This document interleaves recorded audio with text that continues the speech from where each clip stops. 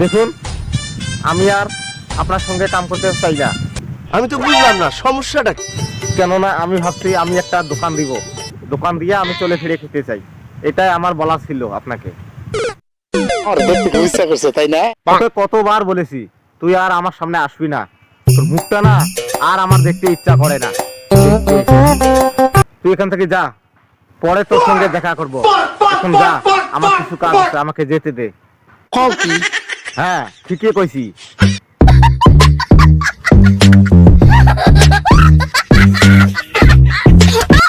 লোকজন তোমার নিয়ে কত রকমের বাজে কথা কয়। লোকদের বলতে দাও, কেননা ভালো কাম করলে তো কিছুগুলো লোক খারাপ পাবে, এটাই তো স্বাভাবিক।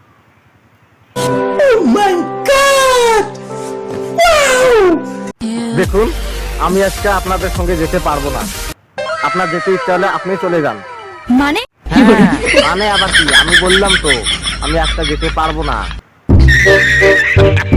তুমি যে এখানে বসে আছো, বাড়িতে কত কিছু হয়ে গেছে, তুমি কি সে খবর জানো? জানি।